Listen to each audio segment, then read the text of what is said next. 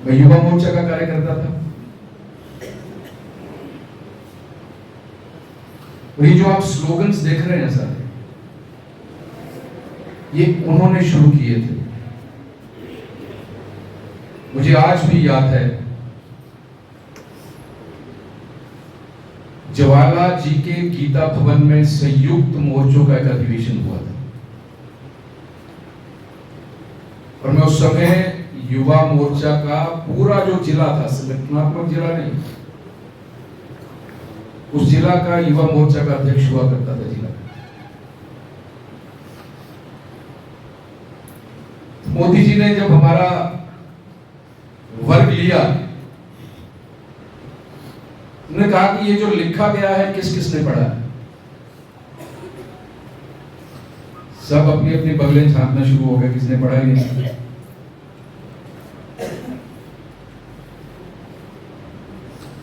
उन्होंने एक सत्र रखा कि इसको पढ़िए और अपनी नोटबुक पर लिखिए।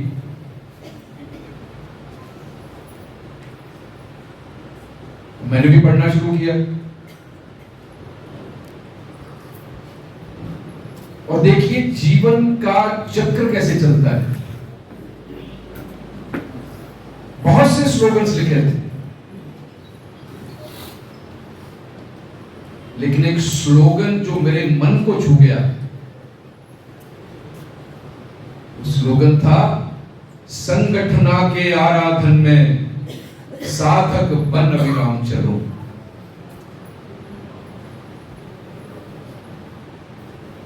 और वो ऐसा मन में गया, ऐसा दिल में उतर गया मित्रों। 35 वर्षों से स्लोगन को लेकर ये छोटा सा कार्यकर्ता चल रहा है, चलता चला जाएगा, ऐसा मैं आपको विश्वास दिलाता हूं।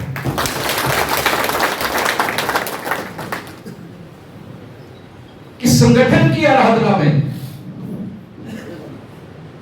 एक साधु के रूप में, साधु का कोई स्वार्थ नहीं होता, इस संगठन की आराधना में एक साधु के रूप में मैं अविराम बिना आराम किए चलता चला जाऊंगा। उस संस्कार का असर देखिए मित्रों। एक छोटा सा कार्यकर्ता, एक अदना सा कार्यकर्ता, जिसको पार्टी ने जो कुछ दिया, चाहे वो खट्टा था, चाहे वो मीठा था, चाहे वो कड़वा था, इस साधक ने उसको प्रसाद के रूप में ग्रहण किया।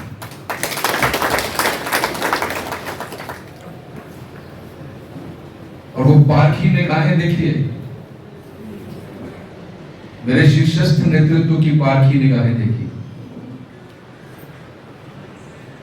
एक ऐसा कार्यकर्ता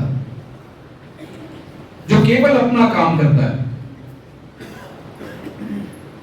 पार्टी जो जिम्मेवारी देती है केवल वो काम करता है, ना काबू से दोस्ती, ना काबू से बैर। पार्टी ने जो आदेश कर दिया, उस आदेश को शिरोधार्य करके अविराम उस आदेश का पालन करता चला जाए वो कार्यकर्ता। आज उस कार्यकर्ता को कितना बड़ा दायित्व है।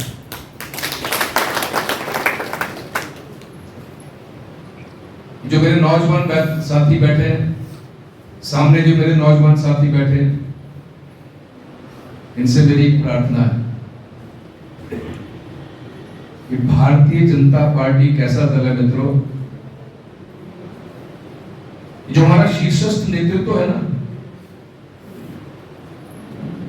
इनकी आंखों में एक्सरे मशीन लगी हुई है। हर कार्यकर्ता की मॉनिटरिंग करता है हमारा शीर्षस्थ नेतृत्व। कौन सा कार्यकर्ता कितनी ईमानदारी से अपना काम कर रहा है, कौन सा कार्यकर्ता कितनी लगन से पार्टी के गीत गा रहा है, कौन सा कार्यकर्ता निस्वार्थ भावना से अपनी पार्टी की सेवा के लिए अविराम और सतत चल रहा है, ये हमारा शीर्षस्थ नेतृत्व सब कुछ दिखता है मित्रों। और मैं उसकी एग्जाम्पल हूं, मैं उसका जीता जागता उदाहरण आपके सामने खड़ा हूं।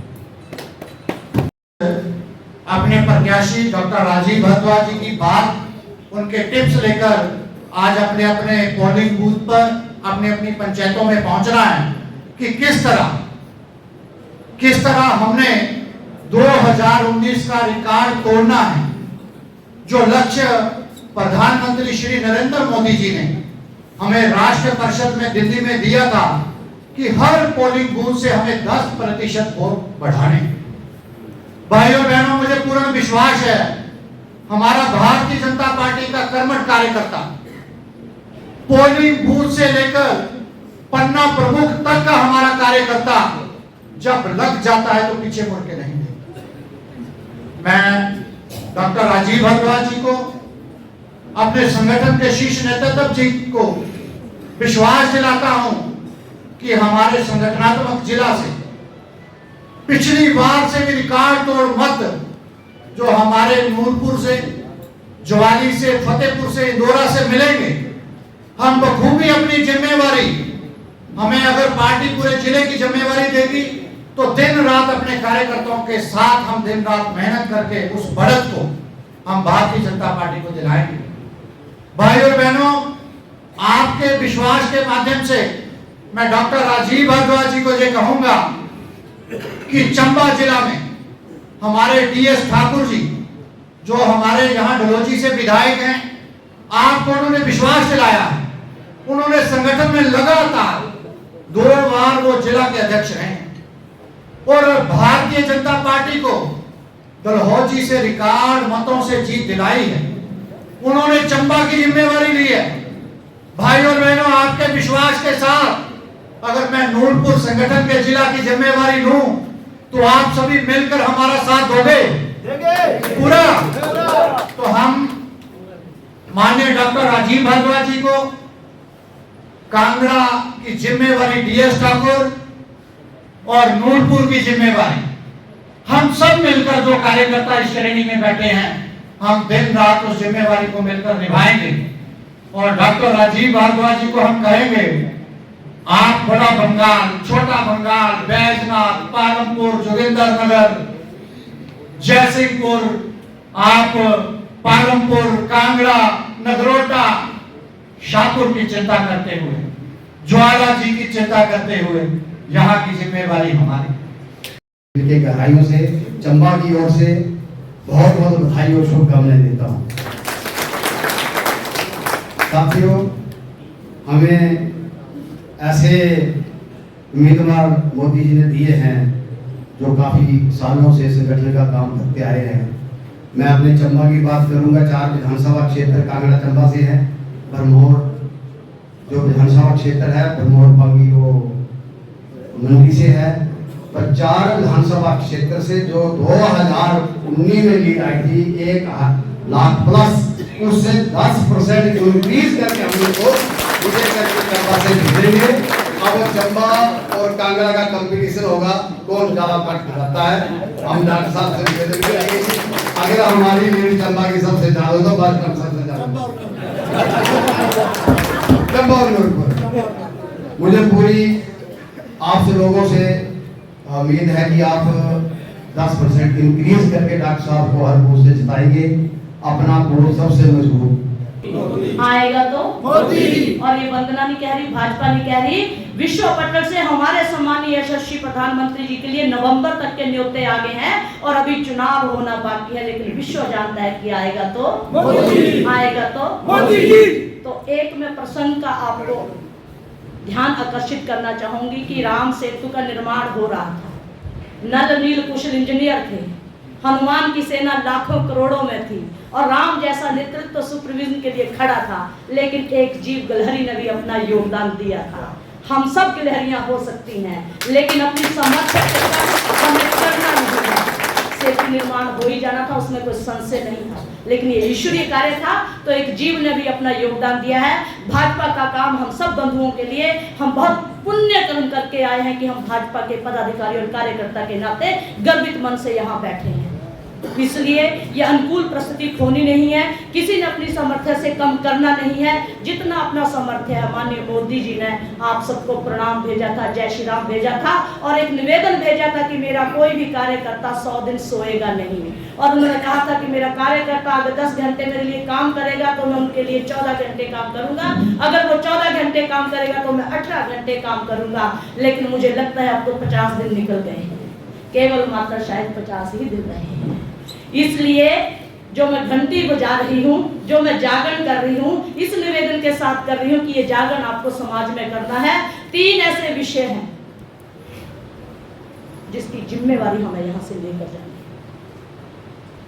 मंच से हमने बहुत से विश्लेषण कीजिए, 4 से 14 हम कहाँ थे और 14 से 24 हम कहाँ आ गए। समय कम है और आपको काम में जुटना है। होली की शुभकामनाएं देती हूँ। एकता, समरसता, समृद्धता, संपन्नता, शुभ संस्कृति के प्रतीक होली की आपको अनंत अनंत मंगल कामनाएं। इस उमंग जोश के साथ समाज में निकलना। 4 से 14 2G घोटाला, 3G घोटाला, कॉमनवेल्थ घोटाला, वोट्स घोटाला, चारा घोटाला, जीजा घोटाला, साला घोटाला, यहाँ तक की घटना घट गई, यहाँ संदिग्ध वस्तु है। और 14 से 24 मेरा भारत G20 की अध्यक्षता करता है। मेरे भारत ने चंद्रयान का रास्ता पूरा कर लिया, सूर्ययान का रास्ता प्रशस्त कर रहा है। मेरे भारत में बुलेट ट्रेन चल रही है, मेरे भारत में वंदे भारत चल रही है, मेरे भारत में एम्स बन।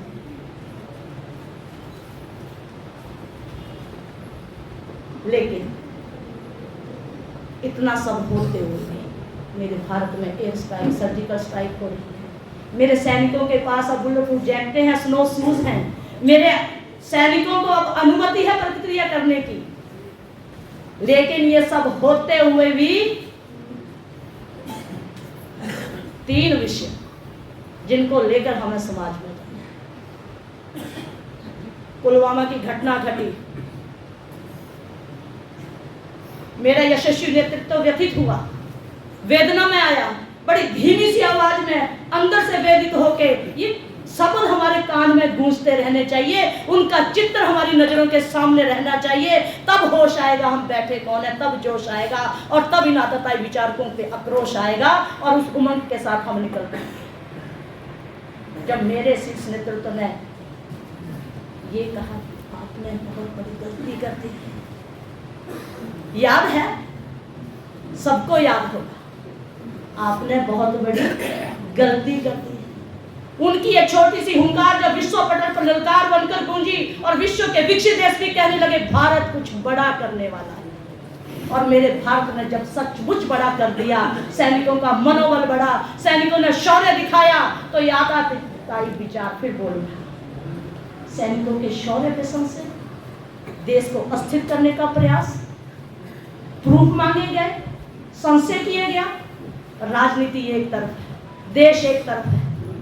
हमारे लिए राजनीति सेवा का माध्यम है। हमारा संकल्प जी ने पूरी जिंदगी जो है वो पार्टी को दी है, पूरी ईमानदारी से दी है, पूरी ईमानदारी से। कभी इन्होंने उफ तक नहीं की और हमेशा पार्टी का काम किया है बड़ी ईमानदारी से। आज जो है पार्टी ने आशीर्वाद दिया है, एक बुलंद आवाज के ये मालिक हैं, लोग तरसते हैं इनकी आवाज सुनने के लिए। हमारे दौरान में जब भी कोई कार्यक्रम होता था तो पहले हमारे कार्यकर्ता बोल देते थे कि राजीव जी को बुलाना। इनकी आवाज के लिए लोग तरसते हैं और इनकी ईमानदारी को भी, ईमानदारी की सब एग्जाम्पल देते हैं कि कितने ईमानदार हैं और पार्टी के प्रति हमेशा वफादार रहे हैं। राजीव जी को जय श्री राम, जय श्री राम, जय श्री राम। आज इनके नेतृत्व में हमारा चंबा कांगड़ा जो है वो आगे बढ़ेगा। मैं यहाँ बैठे हुए सभी कार्यकर्ताओं से निवेदन करना चाहूंगी कि ये 4 मंडलों में हम लोग इनका समय न लें, इनको आगे पीछे भेजे, चंबा में भेजे, ऊपर इलाके में भेजे। हम जो है यहाँ बैठे सब जो भारतीय जनता पार्टी के कार्यकर्ता जो हैं वो राजीव भारद्वाज बनकर अपने अपने मंडल में काम करें। यहाँ इनका बिल्कुल भी हम समय न लें और ज्यादा से ज्यादा लीड जुड़वाकर हम लोग इनको भेजें। और चले जिस तरह से पिछली बार पूरे हमारे इसमें इंडिया में नंबर 1 पर हमारे सांसद रहे थे किशन कपूर जी, इसी तरह हमारे राजीव जी भाई जी भी यहाँ से जीत कर जाए, ज्यादा से ज्यादा मतों के साथ जीत कर जाए। ऐसे हम लोग सब लोग जो है वो प्रयास करें। धन्यवाद एक बार फिर से सबको बहुत बहुत बधाई। इन्होंने एक साफ सुथरी छवि वाला उम्मीदवार हमें दिया है, क्योंकि पिछले दिनों कई क्यास लग रहे थे। हम सभी पॉलिटिकल प्राणी हैं, क्यास लगते हैं, लगने भी चाहिए कि ये आ सकता है, वो आ सकता है, लेकिन सचमुच हमारा शीर्ष नेतृत्व, कई बार हम सोच सकते हैं कि पता नहीं क्या फैसला लेंगे, लेकिन मुझे लगता है हम सभी कार्यकर्ताओं को अपने शीर्ष नेतृत्व की बुद्धिमत्ता, उनकी सूझबूझ पर विश्वास रखना चाहिए। और उसी विश्वास का मुझे लगता है ये नतीजा है कि हमें एक अच्छे वक्ता के रूप में, एक स्वच्छ छवि के रूप में और एक बहुत पुराने कर्मठ संगठन के कार्यकर्ता के रूप में डॉक्टर राजीव भारद्वाज कांगड़ा चंबा के प्रत्याशी किए गए। भारद्वाज जी, जब आप नॉमिनेशन करेंगे और हमारी विधानसभा में भी दौरा करेंगे, तब जिला कांगड़ा में हमारे इन चारों विधानसभा क्षेत्रों से लगती हुई जो केंद्र सरकार के अधीन कुछ समस्याएं हैं, मैं उस समय आपके समक्ष रखूंगा। लेकिन मैं आपसे ये भी अपेक्षा करता हूं कि जिस तरह हाल ही दिनों में हमारे सबसे बड़े नेता हिमाचल प्रदेश के और यूं कहूं कि देश के माननीय शांता जी ने एक अपनी बात हमीरपुर की जनता के सामने रखी, और आप सभी को मालूम है उन्होंने क्या जनता ने आवाज रखी। उन्होंने कहा कि जिस तरह से अनुराग ठाकुर ने हमीरपुर पार्लियामेंट्री में काम किए हैं, मैं निवेदन करता हूं वहां की जनता को कि वो उनको निर्विरोध चुने। मैंने ये बात इसलिए रखी, आप अभी काफी युवा हैं, हमारे से काफी छोटे हैं, और बड़ी सही उम्र में आपको एक मौका मिला है। मैं कहूंगा कि पिछले 10 वर्षों में भारतीय जनता पार्टी के शीर्ष नेतृत्व ने हिमाचल प्रदेश के लिए बड़े ऐतिहासिक काम किए हैं। अगर आपके बाजार से लगते हुए मैं 4 लेन की बात करूं तो वो भी हमारी केंद्र सरकार की देन है। अगर मैं all India institute of medical sciences की बात करूं तो ये भी मोदी जी की और नड्डा जी और अनुराग ठाकुर की देन है। अगर मैं ऊना के लिए पीजीआई सैटेलाइट्स हॉस्पिटल की बात करूं तो ऐसी कई अनेकों सौगातें हिमाचल प्रदेश को भारतीय जनता पार्टी के मार्फत मिली है। लेकिन मैं बात ये कहना चाहता हूं, आपको मौका तो अवश्य मिलेगा, इसमें तो किसी को कोई शक नहीं है, ना कोई किसी को गुंजाइश है। लेकिन मेरी शुभकामनाएं भी रहेंगी और निवेदन भी रहेगा कि आप अपने कालखंड में जिला कांगड़ा के लिए, जिला चंबा के लिए 2-3 ऐसे ऐतिहासिक काम कर जाएं, ताकि आने वाली पीढ़ियां, आने वाली जनता हमेशा आपको याद रखे। जहां तक चंबा की बात है, 4 विधानसभा क्षेत्रों की डीएस साहब ने ठीक कहा। आप तो बोले थे पीछे भी एक आदमी का फोन आया, आपने कहा जो 22 की बढ़त है बरकरार रहनी चाहिए। मैं आपको बोलना चाहता हूं, आप बोलिए जो 2019 का रिकॉर्ड है कांगड़ा का 4,75,000 का, उससे भी मैं कहता हूं इतिहास में कांगड़ा की सीट सबसे ज्यादा वोटों से जीती जाएगी। बहन भीतर भी यहाँ बैठी है, हमारे फतेहपुर वाले भी बैठे हैं, नूरपुर वाले भी बैठे हैं। मैं आपको विश्वास भी देता हूं, अपनी विधानसभा ज्वाली क्षेत्र की मैं आपको बोलना चाहता हूं, हमारा संगठन इतना मजबूत है वहां। इस बार पिछली बार आप 29,000 से आगे गए थे, मैं आपको आज दावे से बोल रहा हूं हम 10,000 39,000 के इस बार मैं आपसे कार्यकर्ता मित्रों से एक बात बोलना चाहता हूं। हम राष्ट्रीय परिषद में गए थे, हमारे देश के यशस्वी प्रधानमंत्री जी ने एक बात कही, मैं सबके पास नहीं जा सकता। स्वाभाविक है, आपको टिकट मिला, आपके हर बूथ पे नहीं जा सकते, आप हर कार्यकर्ता के पास ही जाते।